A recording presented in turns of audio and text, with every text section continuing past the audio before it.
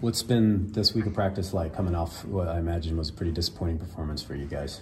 Practice has been the same as usual, just but being more attentive to detail and playing faster and making practice like the game. So just whatever it is, whether it's indie or we're in team periods, just playing fast.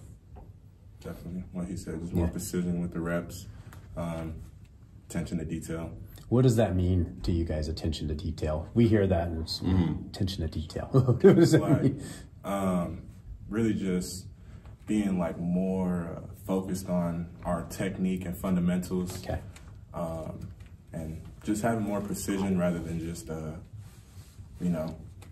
just going out there and just practicing, like kind of telling the scouters to give us, more of a exact look of what we're going to see. So just trying to be really precise. When it comes to, you guys talk about playing fast, like whether it's a game or practice, like who kind of sets the tone for that? Like when you look up, you're like, oh, this guy's always playing fast.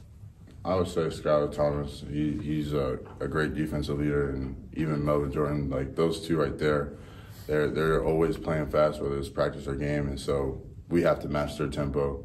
And so, that was definitely the first name I was thinking of, Skylar Thomas, and Mel too all the time. But Sky, he never fails. Mel never fails either, but Sky's just plays really fast. You guys ever been a part of a team that's had this many injuries on that side of the ball?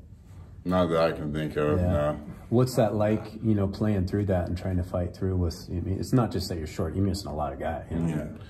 Yeah, I mean, next man has to step up and play to the standard that we have. So doesn't matter if you're a walk-on, a third string, you have to come in ready to play. And that's the mentality that we have to have. And, even the guys that have been playing battling through injuries that they have, nicks and bruises. So, Definitely. And also just trying to play for our brothers that are down, trying to use that as fuel.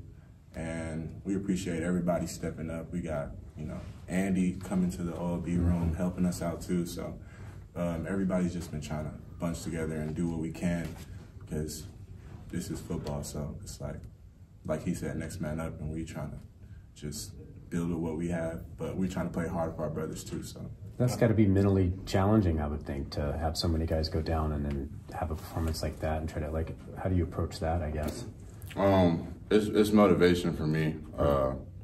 Zakai Sayez, he's out with the concussion, so he texted us before the game, and so, we got fired up about that. But even after a loss, we're always a bend, don't break team. So, whether we lose or win, we're always going to bounce back the next week to improve. And, it's all about us in this room, within the team, and, we're going to keep fighting no matter what. So it's just motivation no matter what happens. What was it like having Andy come into the outside linebackers room? He played really fast, so he came hot the first day.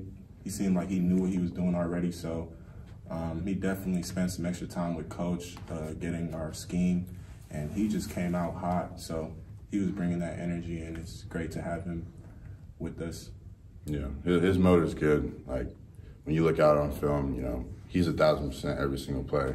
And he's my roommate, too, at home, so he came in and was like, hey, I'm joining your room. I was like, okay, bet. Like, let's get it started, So I'm excited for him to be here. He has a little bit of experience at Cal, so, it's not like he doesn't know what he's doing, because he does. He obviously has the physical traits to do that, like you said, but for a guy who just hasn't been in that side of the playbook all season, how hard is that to come in midway through the year and just kind of pick up what's going on? Well, he's a very smart guy, so he can pick up on things just like that. And so, yeah, he when I went home, he has a big old pamphlet of the playbook, and he's studying, so he puts a lot of hard work towards it. He definitely came in hot, I'll say that. He's still going, so. So, Olu, you were one of the guys that you had some injury issues earlier in the season. How are you now, and how frustrating is that when the group is short and you can't be out there helping the team? It's very frustrating. I tore my labrum the third play, so just having all these expectations of how the season's gonna go, and then for that to happen so fast, it was very frustrating. But it's definitely getting a lot better, and I've definitely been able to come back and, start being able to help the team as much as I can, but it's still frustrating, like, because sometimes it'll, like, hurt me still, and then I'll have to, like, go out. So that's still frustrating as well, but I'm definitely going to give all I got. So. Are you playing with a torn labrum? Yeah. Okay. Good news is you don't have to use your shoulder ever. Yeah, that's the wild part, man.